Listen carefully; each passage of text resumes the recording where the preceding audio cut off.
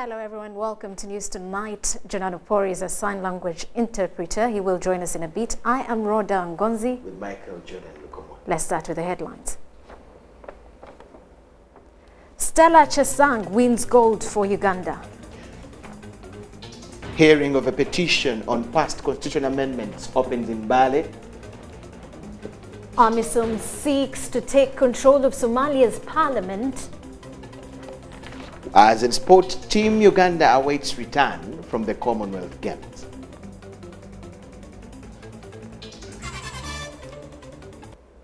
Hello once again, Michael Jordan Lukomo will join us in a bit later on. Let's start with President Yoweri Museveni, who last evening held a private meeting with the Archbishop of Kampala Diocese, Cyprian Kizito Lwanga, at Nakasero State Lodge in Kampala. The meeting comes at the heels of claims by the Archbishop on Easter Sunday that government has planted priests to spy on him. On Easter Monday, President Museveni spoke with the Archbishop over the phone, and they later agreed to meet on a way forward to ironing out the standing matters. Investigations are already underway by the relevant authorities. Meanwhile, Uganda has won another gold medal in the women's 10,000-meter race that is taking place at the Commonwealth Games in Gold Coast, Australia. Stella Chesang beat all to triumph amidst cheers and ululation. Uganda's Marceline Chalangat managed bronze to tally Uganda's medals to 3 at the Games. At 1:30 p.m. local time, Ugandans were glued on UBC TV watching the 10,000-meter race ongoing in Kalala Stadium, Gold Coast, Australia. Uganda fielded 3 athletes that indeed did not disappoint. Stella Chesang, Marceline Chalangat all started off well with the rest of the pack that included Kenyans well known for long-distance running. They take the bell in the final of the women's 10,000 meters. When the final gong struck, Stella Chesang took off from the rest to set pace as well as win gold in a well-contested finale. But Chesang is leading, and Diwa doing her very best to close her down. Going to be a glorious gold for Uganda.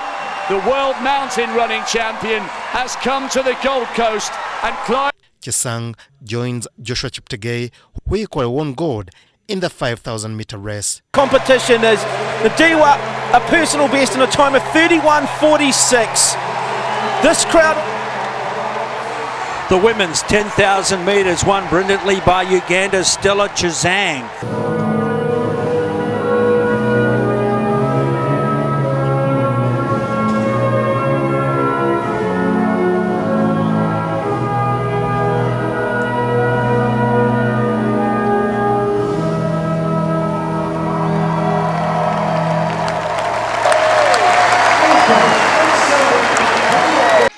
Back at home, many were eager in support.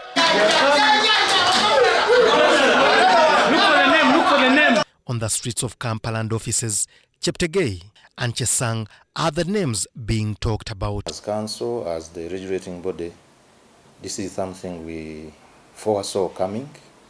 Actually, from the preparations that we started off this year, and given the boost, the increased funding from government, we knew we would make it better. We have always argued, and as we were presenting our case to government, that as a country we have the talent, the sport talent, and what we need is to give the necessary support to these people.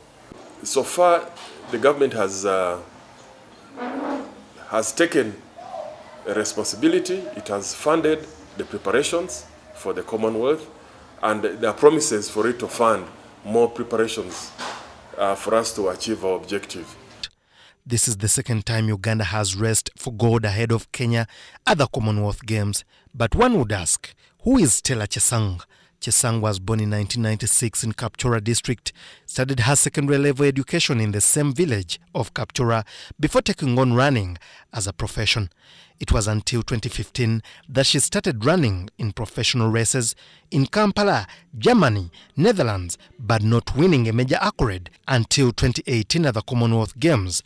Hameja Akored, Ngabo Emon, reporting for UBC TV. Thank you, Emon. Now, the Constitutional Court has started hearing a petition challenging the legality of amending the Constitution in regard to the age limit, in regard to the age limit for a presidential candidate. The age limit law, which lifted the maximum presidential age limit cap from 75, was assented to by President Museveni on December 27, 2017. Hearing of the Consolidated Constitutional Court petitions against the Age Limit Amendment Act has begun in Mbale Town, Mbale District. The panel of 5 judges, led by Deputy Chief Justice Alfonso Winyi-Dolo, has dismissed 7 applications during the preliminary session. 4 of the dismissed applications were overtaken by events, while the remaining 3 lack representation in court. This leaves the court with 5 consolidated matters to determine.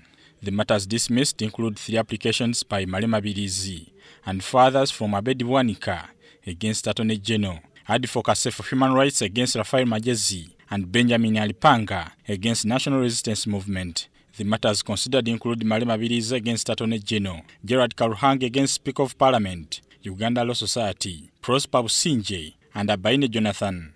Last year, Parliament passed the Constitutional Amendment Bill that lifted the age limit on the presidency and extended the term of MPs from 5 to 7 years. The law, which lifted the maximum presidential age limit cap from 75 years, was assented to by President Museveni on December 27, 2017. Bernard Yiga, UBC TV. Relatedly, the Constitutional Court has ordered the Chief of Defence Forces, General David Muhoozi, Secretary to the Treasury, Keith Muhakanizi, and John Mitala, the Head of Civil Service, to appear for cross-examination on the 17th April in Mbale. The summoned witnesses swore affidavits in support of the legality of amending the Constitution to remove the age limit for President and increase term of office for members of Parliament. Being directed to immediately stop the sale of what has been described as camouflage military attire. The directive comes in the wake of recurrent kidnappings where some victims have been killed, posing a security threat. Deputy Police Spokesperson Patrick Onyango was addressing the media at Central Police Station in Kampala.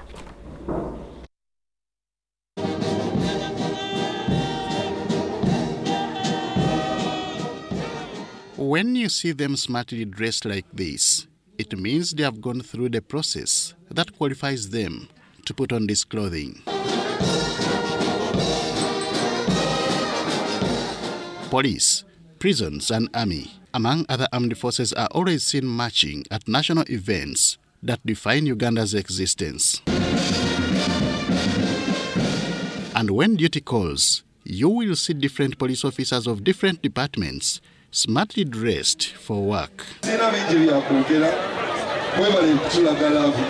This has attracted the civilian population, seen dressed in attire which is a semblance of military outfit, which unfortunately is illegal.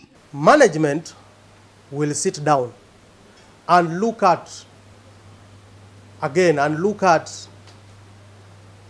private security organizations that have similar uniform like those of the police. So when need be, they will be advised accordingly. So the operation is going on, and would appeal to members of the public that if you have this kind of cloth or uniform, please, and you are not a security personnel, hand it over to the police. This kind of attire is often seen on sale, both in physical markets and online, ranging from military pants, t-shirts, and boots.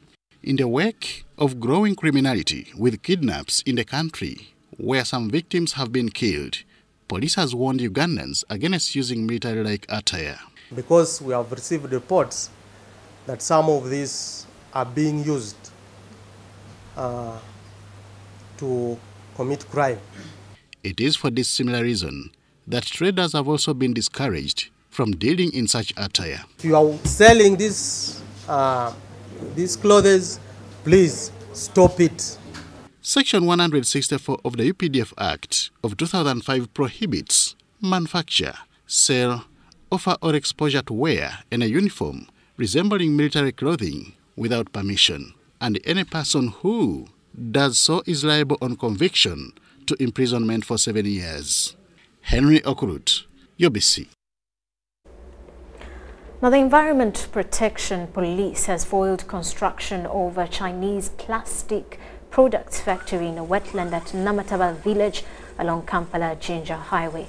Chinese owners of the Rofeng Plastic Company Limited found at the site, jumped into a waiting car and drove off on seeing their pursuers, while some of the drivers of the tipper lorries that were ferrying soil to fill the 12-acre stretch in the wetland abandoned their vehicles. Environment officials say the Chinese are encroaching on an area gazetted for a lagoon when Namataba town is upgraded to a town council. I want to make an appeal to the National Environmental Management Authority to help the wananchis and the public world over to conserve the environment and to make sure that they put mitigating measures that can help protect these wetlands.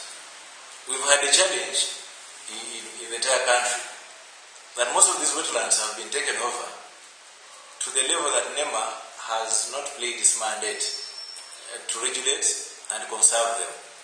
We have an outcry. When you look at Jinja Kampala, that highway, we have so many factories that have actually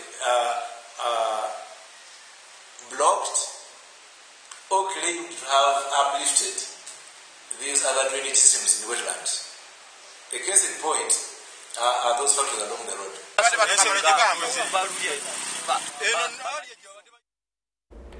Residents of Chitua village in Poma parish in Nama sub-county are battling construction of a center for control of possible saturation of radioactive substances. Residents claim that experts erected the facility without consulting them, given the likely hazardous effects. This came at a time when residents were being consulted on the matter, yet the project had already started. State Minister for Water and Environment Ronald Chibule calmed down the angry residents and pledged to consult the President as regards to the center.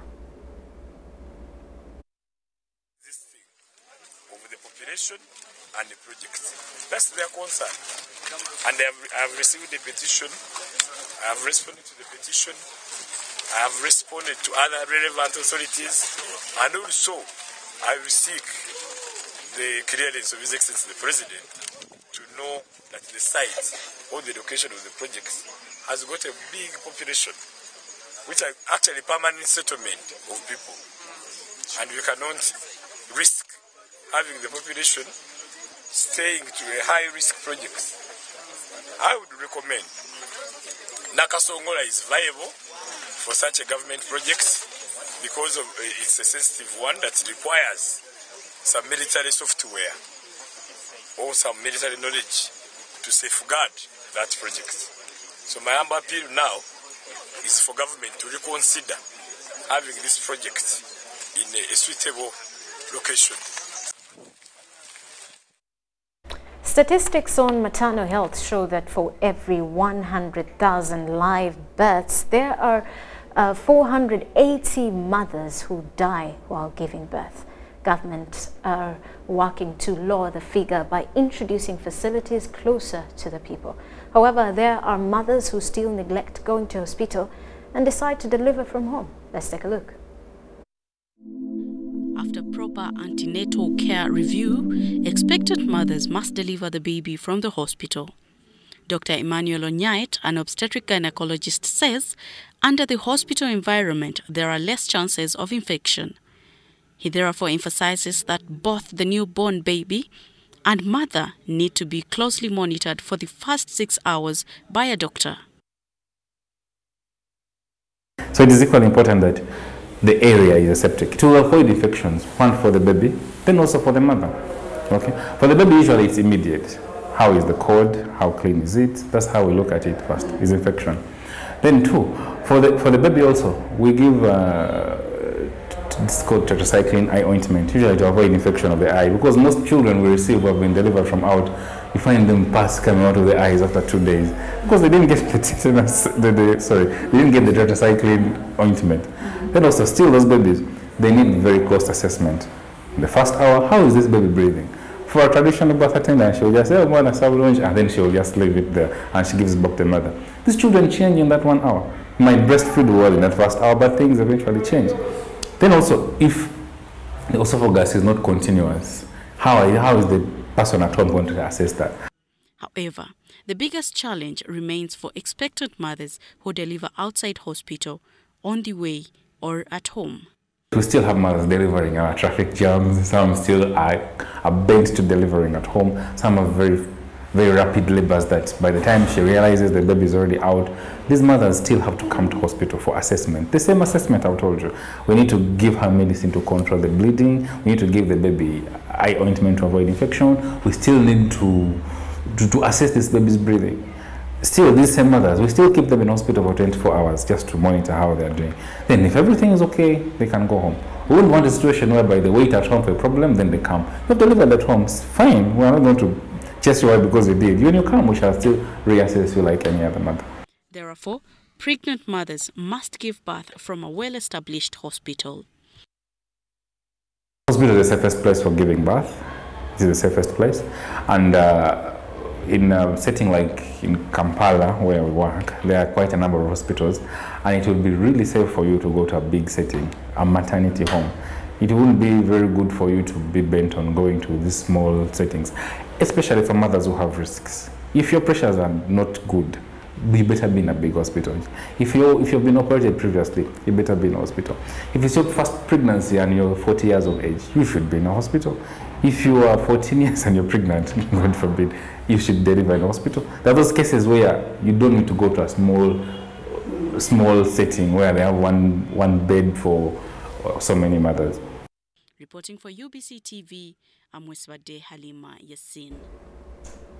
Members of Parliament have questioned the proposed move by Uganda Revenue Authority requesting all banks to provide them with customer account details. The MPs say this move will weaken the economy besides infringing on the security of the customers.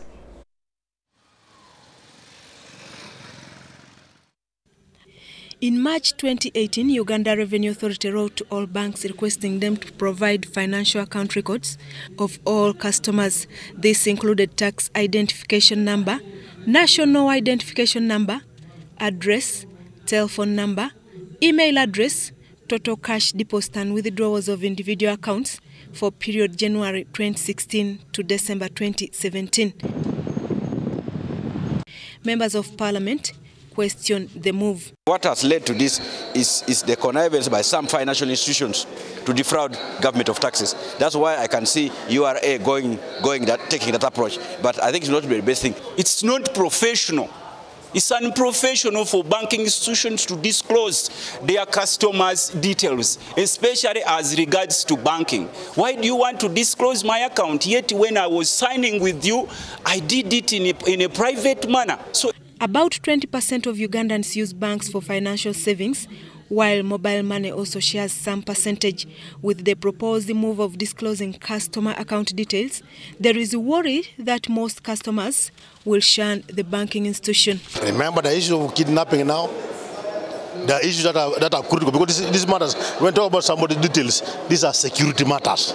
It would also mean that there's no security for our details, because they cannot guarantee that these details will be kept safe even within URA. This is also most likely to affect the economy, besides promoting money laundering. On top of that, it's going to affect the commercial banking industry, because people are going to resort to keeping money in other forms, under the bed and that kind of thing. So that one is going even to cause inflation further, because people are going to withdraw their monies, and after that, what happened? Somebody puts it elsewhere, because no longer trust the banks. Why do you think even mobile money has taken over banks?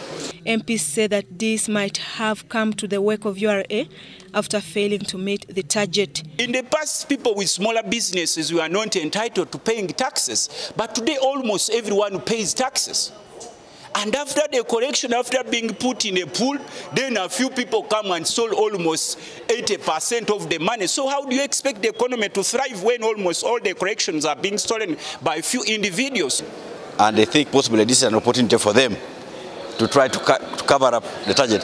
Of course, it's a good thing, but it should have been, the onus would have been on the financial institutions to give this information wherever they suspect anybody to be doing money laundering or making some transactions, making purchases, but without passing this information to Uganda Revenue Authority.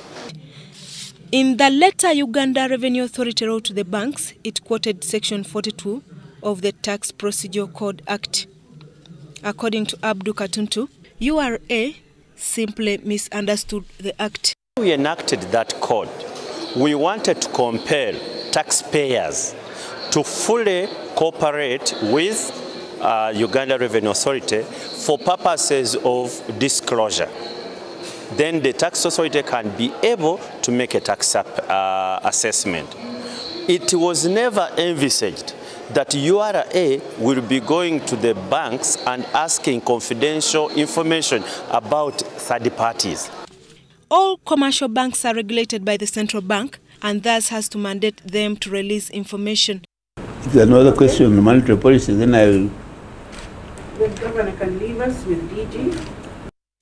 Bank of Uganda Financial Consumer Protection Guidelines of 2011 provides that banks safeguards all information relating to consumer accounts. Susan Naonga reporting. Thank you, Susan. We now take a break. When we return, Michael Jordan Lukomwa will take over.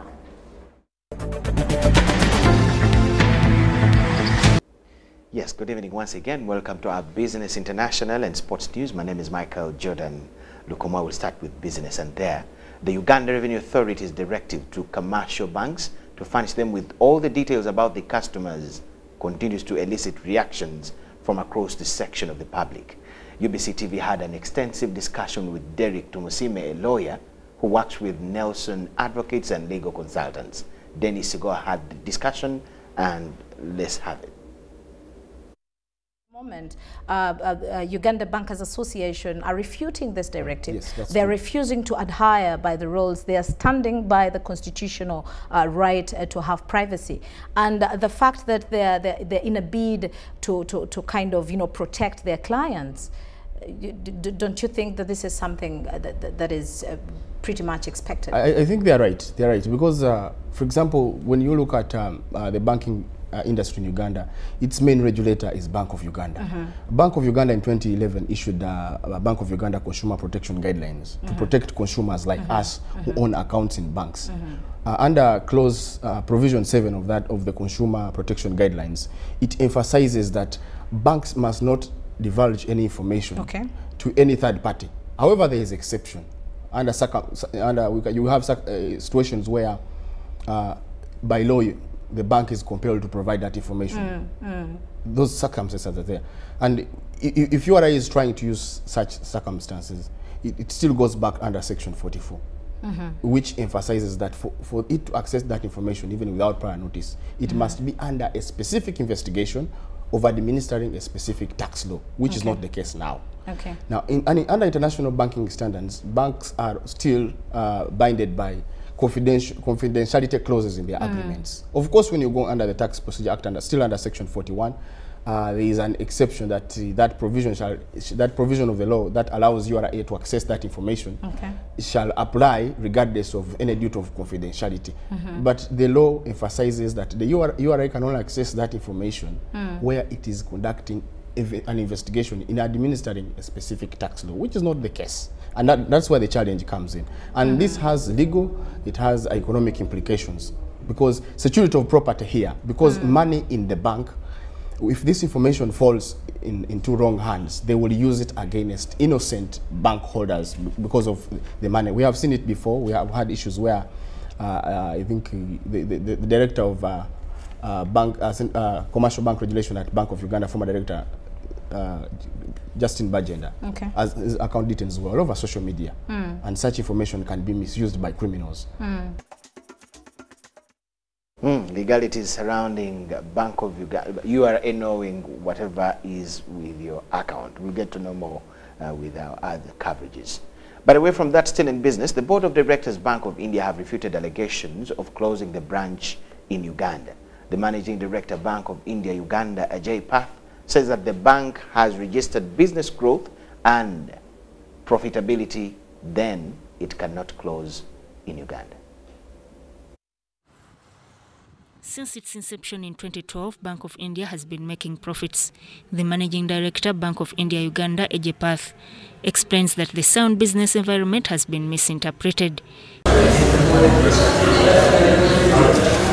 He was responding to allegations on the closure of Bank of India subsidiary branches in other countries. Nevertheless, the final approval for the closure will be determined by the Board of Directors. A meeting held by the Board of Directors, Bank of India decided that its subsidiary in Uganda will continue to operate. Sudat Kai reporting. With the highlight about the closure of Bank of India Uganda, we'll take a very short break. On return, we have more news on the international scene that you don't.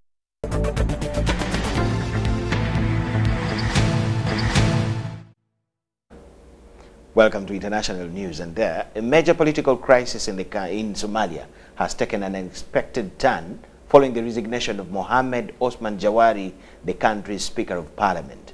Lawmakers in Somalia had for weeks failed to impeach the Speaker, a move that divided them and created an atmosphere of uncertainty in the Horn of African nation.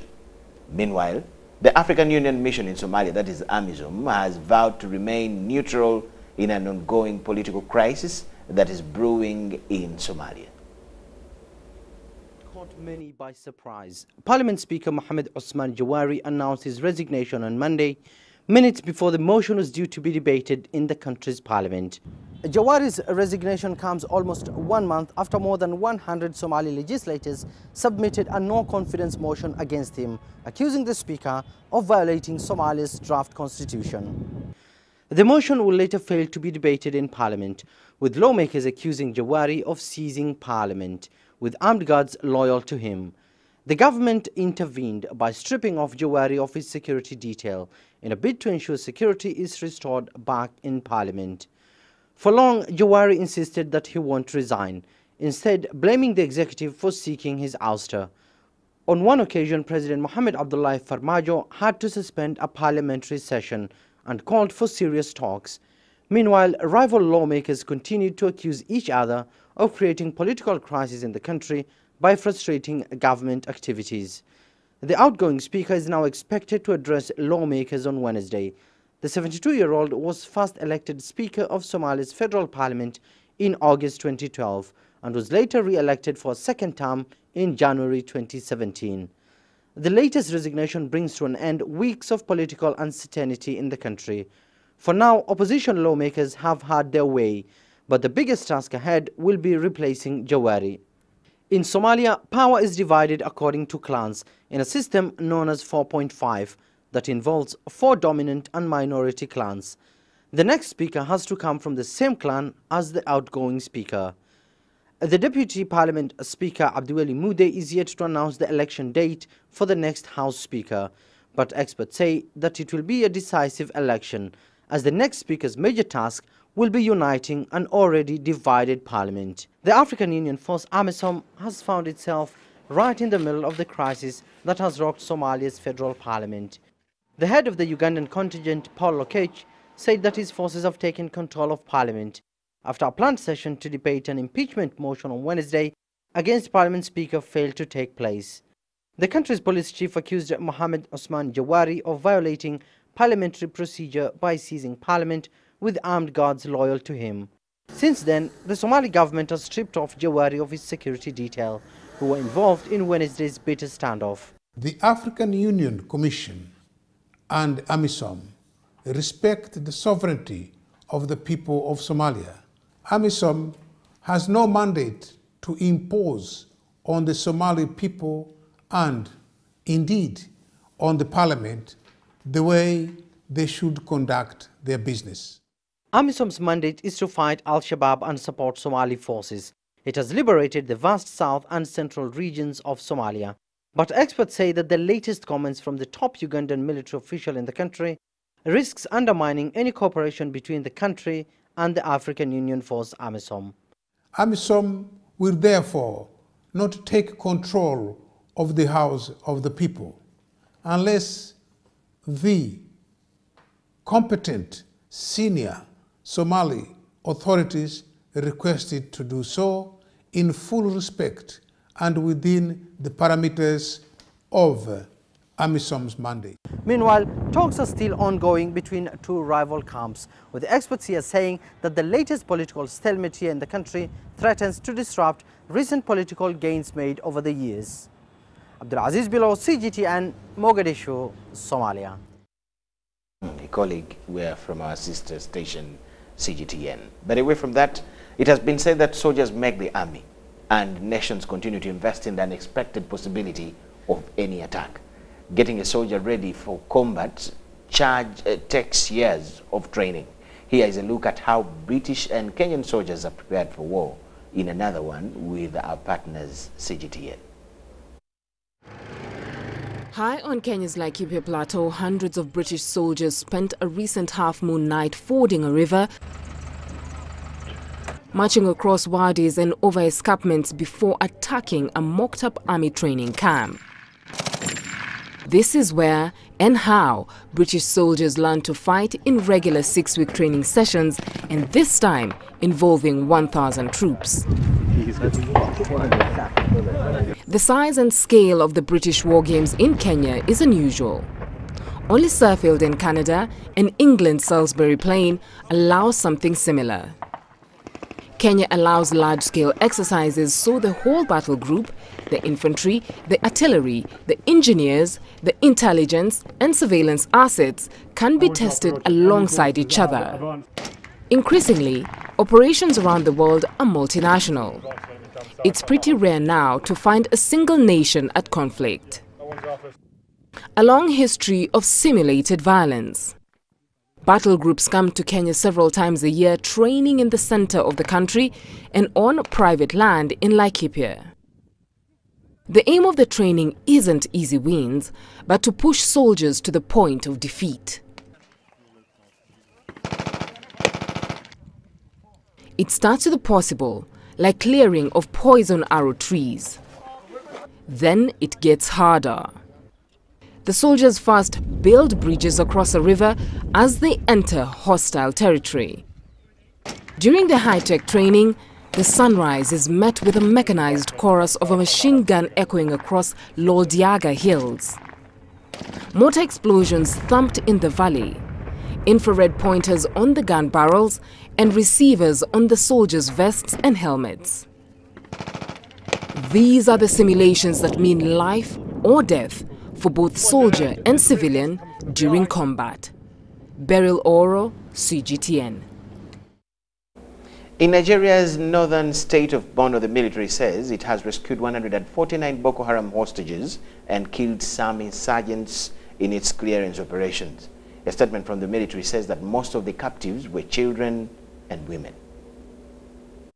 4 of those rescued are women and 95 of them children. Military says 3 insurgents were killed, 5 were captured, and a raft of military hardware destroyed. The rescued captives are being treated at a military medical center in Borno State. They will be screened thereafter before reintegration into the community. The camp Yerimari Karo in Borno State is believed to be a new establishment by insurgents dislodged from Sambisa forest during a recent offensive. The military also says it neutralized suicide bombers who were attempting to stage a series of suicide attacks in another rural area within Borno State. Boko Haram remains Nigeria's top security challenge and is responsible for the deaths of tens of thousands and displacement of millions in the northeast.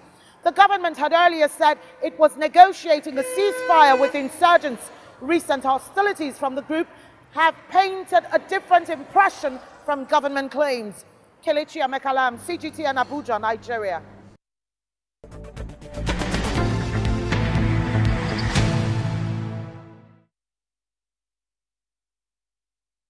News tonight, we now speak sport.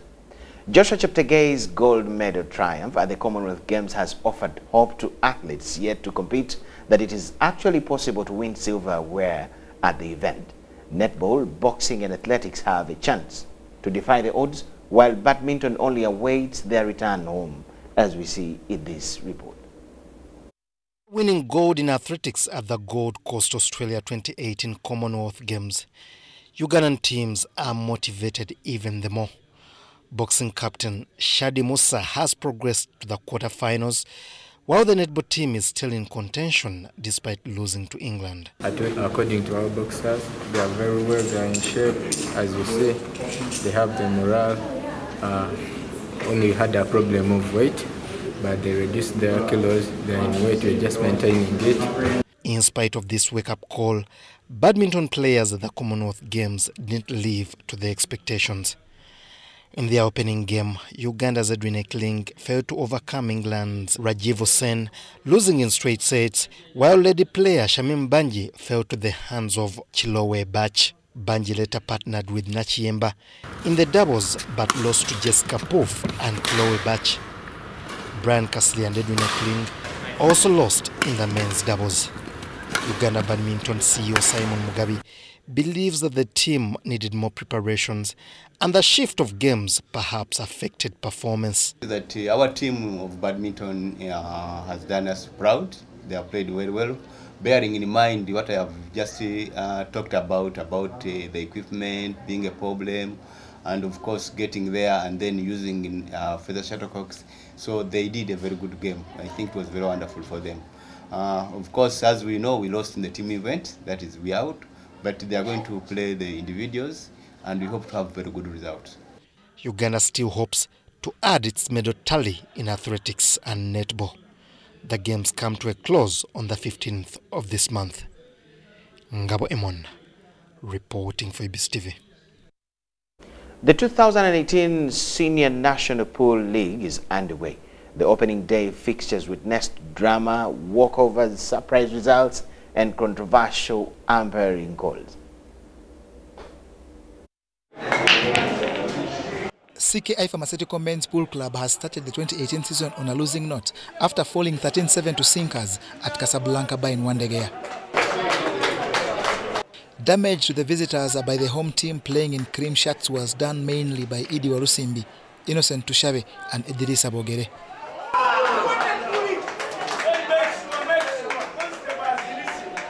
In the women's game, CKI was 8-4 winners. In a game, Lukia Naiga and Rita Nemusima played well. I think we have just started the league. It's not bad and it's not good so far. We are just starting, so I'm hoping that in the middle of this month or the end of this year, we'll be like doing our best. Sinkers captain Kezia Wavamuno is optimistic that despite losing game 1, they will play better in coming games. Yeah, all I can say is that yes, we've lost, but we can still make it. We can still fight for the other games and we can still make it to that tour. In other games, reigning champions Ronnie's got a walkover on Oceans. Elite Klein beat Ibanda Warriors. Hot Pool outclassed Indigo. Samona edged Maga.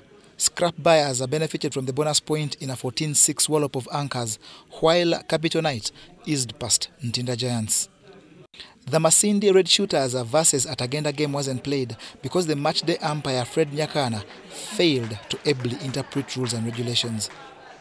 The league returns Wednesday with the Skin Samona playing scrap buyers at Pacify Wakaliga. John Barnes, Sentamu, reporting. Akani Simbine led Henrico Brunges in a surprising South Africa 1-2 finish in the 100 meters at the Commonwealth Games that may have Johan Blake thinking twice about going home to Jamaica. The 2011 world champion entered Monday's finals as the hot favorite after posting the quickest time of the season and in the first 2 rounds on the Gold Coast, but stumbled early and never regained his form against the 2 runners to his right.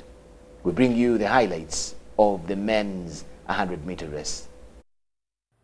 They're away first time. Blake has a little bit of a stumble at the beginning.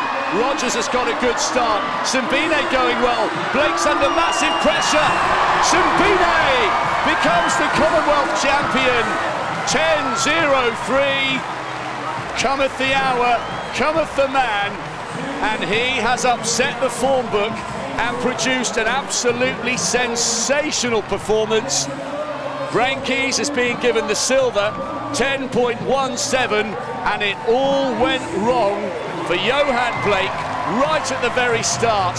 He has come through and out-dipped Ogunlewe for the bronze, but Blake will be devastated with that.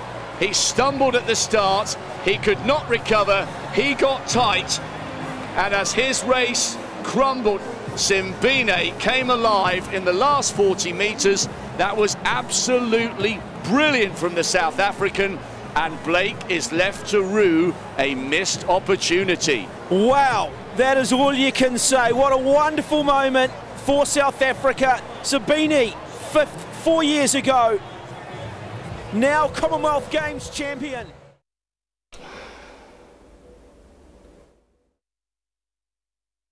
So much for watching. That was at the Commonwealth Games where Blake ended up, would one say, a laughing stock? I wouldn't say that. Okay, let's have a look at the headlines and rewind.